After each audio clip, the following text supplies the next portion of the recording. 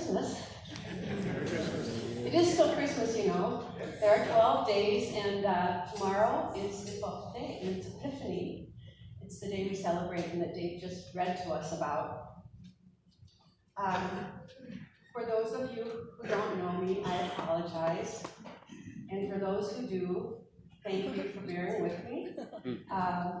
Sometimes you're going this way towards a sermon, and you hit a bump in the road, and you end up going over here. And I had written a sermon all about light and following the light. And then yesterday I read a story that just about cracked my heart open. And I thought, I'd rather share that story with them tomorrow. And so I'm taking another theme from this story about the three kings. And that is the theme of giving gifts. And they are supposedly the ones that started this tradition. And some of us feel like it's gotten a little out of hand. And we may be glad we're through that part of the season where we're giving things to people and spending money we don't have. But I would like to invite you today into a story and into thinking about what gift is it that you will give the world this year as we enter 2020. I'm going to share a story that starts out, it's written by a woman named Christine Levine. It starts out, I'm a little too fat, a little too giving. I think I know why. Using the hunger I experienced as a kid to teach mine the power of generosity. She begins, I was 5 years old when my mom took off with me to the coast. She said she needed a do-over. We were starting fresh with no belongings, no toys, no furniture. She said we had empty hands so that we could catch new blessings. We also had empty pockets, and she had no job. She drank our whole life away, and the booze had left us washed up in a tiny beach town called Rockaway, Oregon. She was hoping the ocean would catch her tears and loosen her chains. My mother loves the ocean. She is more herself when it is nearby. She believes that it sees and knows, that it moves and feels. It inspires her wonder and her fear. She revels in the uncertainty that it could become angry at any moment and take lives at will. To my mother, the ocean is God. Don't ever take it for granted, Chrissy, she would say to me. When you look at the ocean, remember there's always something bigger than you. Respect her. Summer had just ended, and the quaint coastal town had begun to fold up. We had found a small cottage, really a motel room with a kitchenette. We never said it was our home. To us, it was just number 6.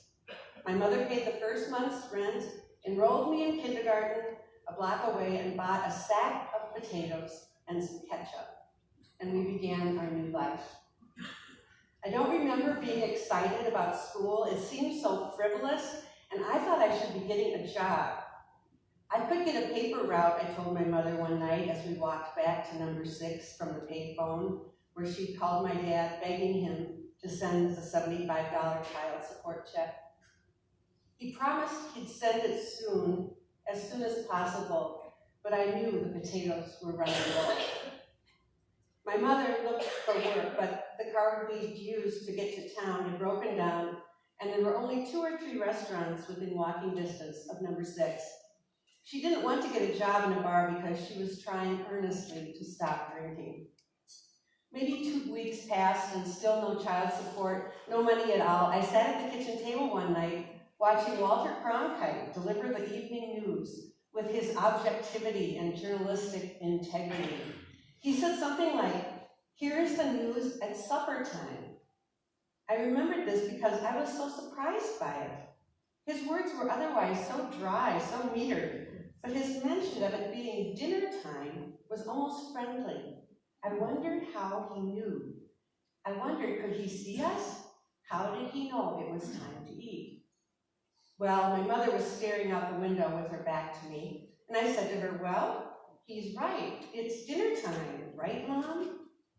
I thought I was being clever in catching Cronkite's sincerity.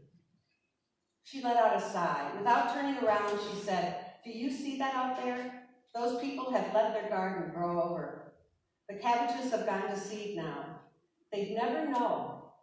or care if I just snuck over and took one for you. The quivering in her voice scared me. She turned to me and wiped her eyes. With a look so cool, I thought she might have been mad at me. She said, if I were a thief, I would go over there and steal those rotten cabbages for you. But I am not a thief. Without another word, she passed me and walked out the front door of number 6. She left it open, and I followed her out. She walked down 5 cottages and knocked on the door to number 1, a larger cottage where an old man and woman lived.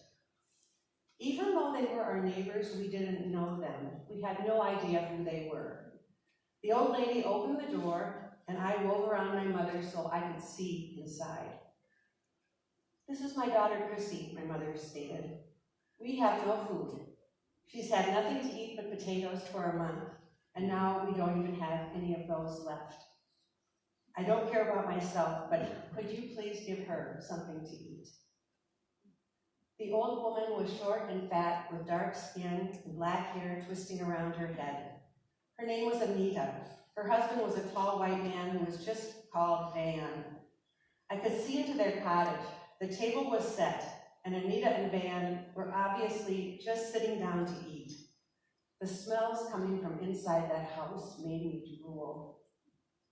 I don't remember Anita saying anything to my mother, or even asking her husband first if she could give us something, but I remember her packing up her table. The pot roast, the carrots, the gravy, the potatoes, she handed it all to my mother. It turned out that the couple had friends who owned one of the restaurants where my mom had tried to get a job. Anita talked to them and they hired her. Anita and Van became my caretakers in the evening. They saved my mother and me. And at that moment, though, I don't think Anita and Van thought they were saving lives or forever changing the path of a child. I think they thought they were doing what they were supposed to do. When a woman and a little girl comes to the door and says she needs to eat, what more needs to be said or done? They probably figured that it's just food. Anita gave so effortlessly and so quickly that I doubt she ever thought about it again. But that one moment taught me a lesson about giving that I have never forgotten.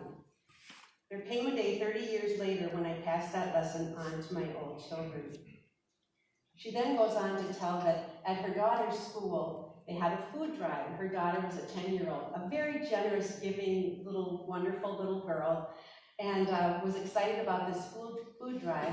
But as the daughter went into the pantry, she started talking out loud to herself, and she said, oh, this is good. We can give them some green beans, because I don't like green beans. And then we could give them, well, I think I'll keep the Kraft macaroni and cheese. We could give them the no-name brand. And she was, and the woman who tells the story said, already I realized I had taught her nothing about giving. I felt I had taught her nothing.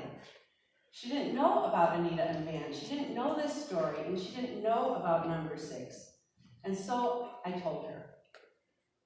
I told her that my kindergarten teacher thought I was mentally off because I was so hungry that I didn't perform well in school. I told her that Anita could have just gone to her cupboard and made me a peanut butter sandwich, and my mother and I would have been so grateful. But she didn't. She gave the best she had. The biggest problem with poverty and addiction is the shame that comes with it. When you give the best you have to someone in need, it translates into something much deeper to the receiver. It means they are worthy. This story moved me because I see that happen here all the time. You give the best you have and the best you are. What will we give this year? Whatever the gift, let's make it our very best. Giving the best you have does more than feed an empty body. It feeds the soul. Thank you all.